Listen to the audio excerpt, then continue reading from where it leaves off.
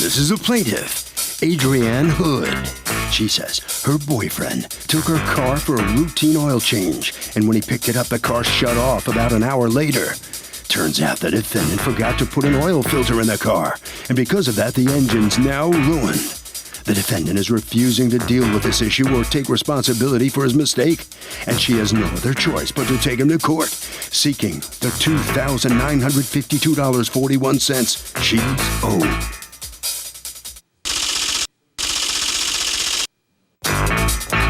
This is the defendant, Dennis Singh. He says it's impossible to have forgotten to put an oil filter in the plaintiff's car, because if he had, oil would have been leaking out of the car immediately, and it wouldn't have made it a block. Besides, the car's a 1998 with 250,000 miles on it, and the engine seized due to no fault of his. He's accused of trying to be slick.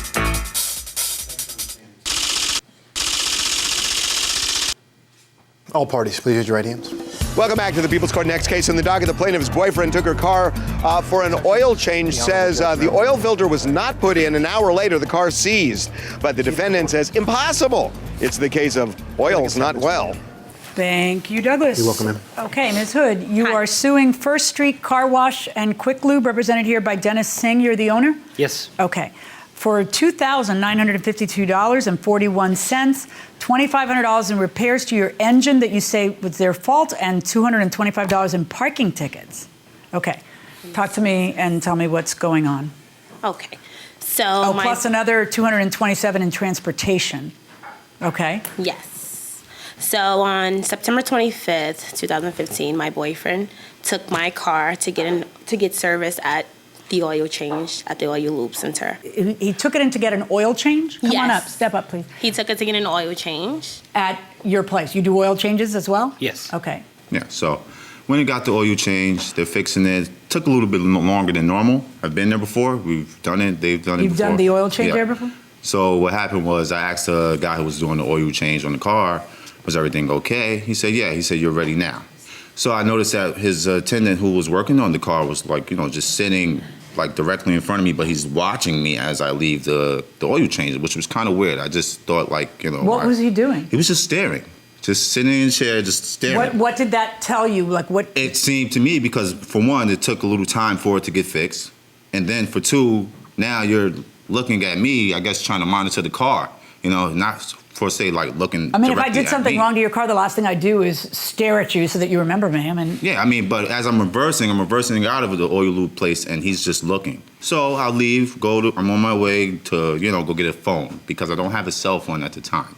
So on my way to go do that, I pick up her niece, and I have the dog with me. So it's all three of us now. So I'm on the highway now, and I'm driving down the road. So how long were you driving?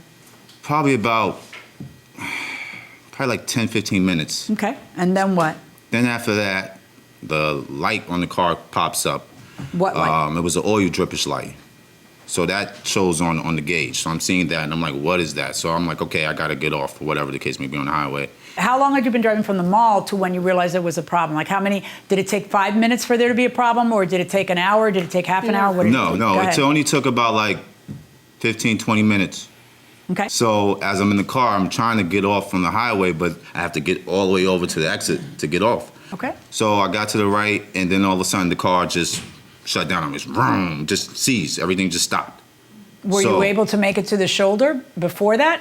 I was actually out of the exit? Yeah. So what happened was when it seized on me, I started up again, and when it started, it just like. Okay. And then from there, I had to get out the car. Had to push the car to a safe parking space where I won't get tickets or anything like that. It was no like. Was it a meter? No, it was no meter or anything. Okay. It was just a legal space. So why are you suing for parking tickets? I thought that it was disabled in a place, and that's why you're. So the tickets came within the month of November, right, when it's parked at my residence at where I live, where I used to live. You parked it in a place where it was getting tickets. I thought he parked it in a place. I towed it to where I live. Right, because it wasn't working. Well, why don't you not park it in a place where it can't be? Because that would be an option. I didn't have an available lot to leave my car. All right, so now who takes it to a mechanic, and when? Someone came to look at my car initially. Who? A friend of mine who was a mechanic, he's not present today. He came. You didn't bring the mechanic? No, he couldn't make it today. Did you bring an affidavit from a certified mechanic? No, but I do have estimates of people who came to look at the car as well. Let me see what you do have. Okay. What do you think is their fault? Okay. And so why do you think it? Go ahead. I think it's their fault because the person who did the oil change did not properly put on the oil filter in the holding, which caused the oil to leak from out of the car. There you go. And caused the engine to jam. Okay, now stop right there. Okay. If that's true, they owe you an engine. Now, I would like to understand, though, what proof you have of the statement you just made.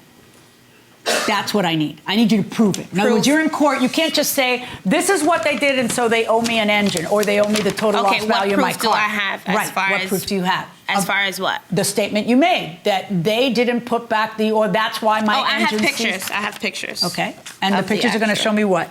Okay, the pictures are going to show you that there's no oil filter present 2 days later. Okay. These pictures were taken on the Sunday when I got back to my car. When I was able to get back and look at my car, I called someone over to come look at my car who was a mechanic. He came over, he looked at my car, and this is what he noticed. He noticed there was no filter present in the holding. I have the receipt here saying that the oil filter was replaced. It says it clear as day here, oil filter replaced. I have the pictures here showing that there is no oil filter in place. Okay, now, let me hear from you. Stop talking a second. Let me hear from you. Thank you, Honor, for hearing our case. We are an oil change and a car wash. When a customer comes in for an oil change, we drain the oil, put a fresh filter, fill fresh oil, and we do a leak check on the car. We start the car, let it run for a minute or two, make sure there's no leaks on the car, check the oil level, and the customer pays and leaves. If there was no oil filter present, they wouldn't be able to drive down the block. Tell me about that. What happens if you don't have an oil filter present? If you don't have an oil filter, as soon as you start the car, oil circulates in the engine. Now, if there was no filter, it would squirt right out of the side of the car. All the oil would come out within a matter of 30 to 45 seconds. And what would happen in my car? The engine would seize. How fast would the engine seize? Within 30 to 45 seconds. So if the oil filter isn't in, how long does it take for the car to seize? Usually more than 45 minutes. It depends how many miles they've been traveling. What do you think? I mean, just roughly, an hour, a minute? Could be about 30 minutes. 30 minutes. What do you say? I have no idea. Okay, what do you say? Oh, God, you're so proving the stereotype. You should just guess and lie. I say less than 2 minutes. Okay, we got to get a woman just pretending at least that they know. Okay. Probably about 20 minutes, if that. Depending on how fast you're driving. She's saying it with authority, you see? She redeemed you. She redeemed you going inside the courtroom. She claims that when she came back from vacation and came to I have other copies her car, here. that the first thing her friend pointed out is that there's no oil filter in there. So first of all, let me show you these pictures and tell me if you have any comment on them. I don't doubt there's no oil filter in these pictures, but we don't know what happened after the car left. Sure. And when the car left, the oil filter was on and it was tight. If it wasn't tight, it would if there was no oil filter, all the oil would have leaked out. If the oil filter wasn't tight, oil would have leaked immediately. How do when you we do know a it was leak tight? check? If you weren't present. How do you know it wasn't if you weren't present? And how does he's described a situation where he was driving on the highway, able to drive. It's true. I know that it's true because you're not my first rodeo. That if the oil filter's not there, the oil is going to leak. I'm not saying that it wasn't I haven't there. finished my sentence. Okay. I know we've known each other our whole lives, and you know what I'm thinking without me saying it. But please allow me to finish my sentence. It would leak. Would it smoke or no smoke? It was smoke. There definitely was smoke when the engine seized. I'm not sure. Would it smoke or no? First of all, you never described smoke. I was very careful to ask you everything that you saw in the car.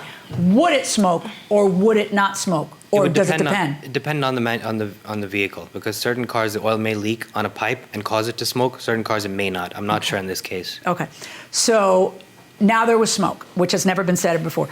The person who did this oil change, is this what they do all day? Every day, all day. How long has that person been working for you? 6 years. And this is the first case we've had like this. Is this a person who was staring him down and? I think so. Okay. Actually, the reason why he was staring him down is because when a customer leaves, they have to drive their car out themselves, and we don't want them hitting anything, which we've had happen before. Oh. We've had people drive into walls and poles and cars and people. So. Right. The problem that I'm having is you've walked into court, Ms. Hood, with no one but the guy who doesn't want to get in trouble because on his watch your car broke down. So what I'm asking you is, do you have proof by a mechanic saying that they caused this problem? I did. I had a mechanic, like I said, but he was unable to make it today. What I want to know is, do you have any evidence? That's all I want to know. That's what I deal with, evidence. I have my Valvoline receipt from my oil change before I took it to get service at his business. I have the receipts here from Valvoline. Meaning how long ago? Back in July. And when did you go to him? In September. Okay. So. Okay, but how does that prove that they did something wrong? Because when I took it to them, after the oil change, instantly the car engine seizes. There's no engine filter present. I have to tell you, like he could not listen to me. Here. He can't drive that far. So either I'm sorry, but either he's not telling you the truth or you're both not telling me the truth, because you can't drive even the amounts he talked about with oil having leaked all the way through the thing. You know, it's a screw. You understand what a screw is. You don't go around once. You go around over and over and over and over. Screws in, right? So what you're describing to me is a very difficult thing for me to look at under these circumstances without one expert on that side testifying to anything. Even though you said you were going to bring an expert today, we're done. You did not prove your case, and I rule in favor of the defendant.